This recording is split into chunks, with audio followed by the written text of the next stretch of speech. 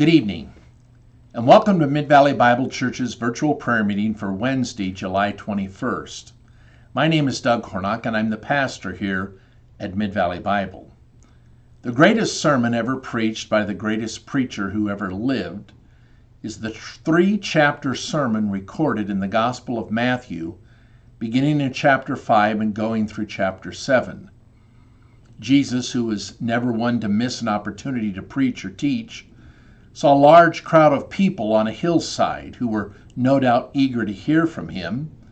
And so we're told he sat down and he began to teach them. That sermon is often called the Sermon on the Mount.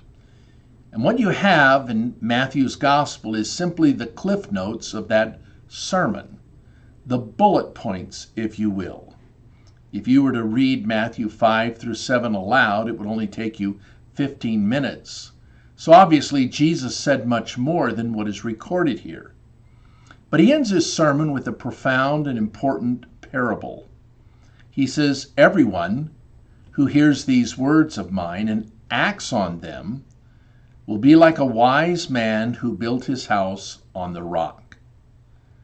The rain fell, the rivers rose, and the winds blew and pounded on that house, yet it did not collapse because its foundation was on the rock. But everyone who hears these words of mine and doesn't act on them will be like a foolish man who built his house on the sand. The rain fell, the rivers rose, the wind blew and pounded that house, and it collapsed. It collapsed with a great crash." When Jesus had finished saying these things, the crowd was astonished at his teaching, because he was teaching them like one who had authority and not like their scribes. Now, what Jesus is saying in this concluding story is simply this: my words, my teaching, my exhortation and principles need to be the foundation upon which you are building your life.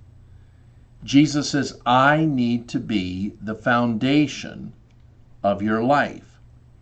Now, that truth served as the inspiration for a man who later became a Baptist preacher named Edward Mote to write a hymn that's familiar to many of you. Mote, unlike most hymn writers, only wrote one hymn. And that one hymn served as the anthem of his own testimony, as well as the testimony of many believers all over the world. The title is simply, My Hope is Built on Nothing Less. Mote grew up knowing nothing of God or his existence. He first attended church and became a Christian as a young adult. And while still a relatively new believer, he decided that he would try his hand at hymn writing. Being a new Christian, he wrote from the basic yet profound understanding of his salvation. Later that same week, after he wrote those words, he visited a married couple where the wife was sick. Without a hymnal handy to lead them in a song of worship, Mote pulled from his pocket a folded up piece of paper upon which he had written out the 4 verses of the hymn and a chorus. And together with Mote leading them, they sang the hymn that we now know simply as My Hope is Built on Nothing Less. 20 years later, as a Baptist minister, Mote was instrumental in securing a building for his congregation. And as a show of thanks, the congregation offered to put the deed in his name.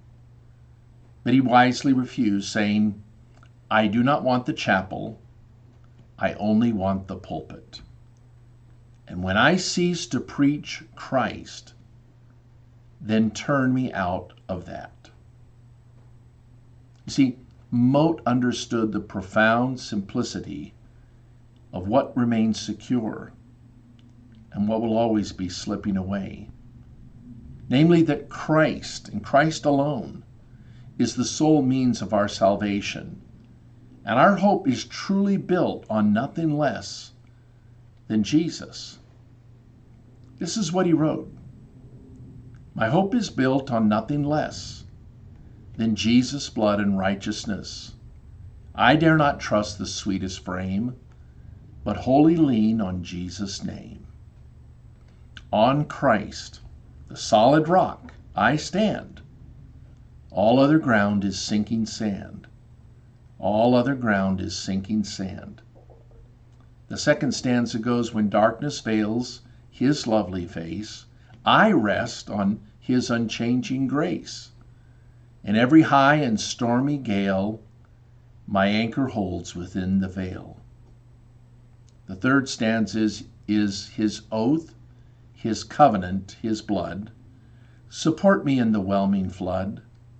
When all around my soul gives way, he then is all my hope and stay. The final stanza is, when he shall come with trumpet sound, oh, may I then in him be found, dressed in his righteousness alone, faultless to stand before the throne. And again the chorus reads, on Christ, the solid rock, I stand. All other ground is sinking sand. All other ground is sinking sand. I'm not sure where you are tonight, but this is always a good reminder for us as Christ followers. And that is that if we want to withstand the storms of life, our lives need to be built upon the Lord Jesus Christ, because he indeed is the solid rock, and all other ground is sinking sand. And so with that truth before us, let's now go to prayer.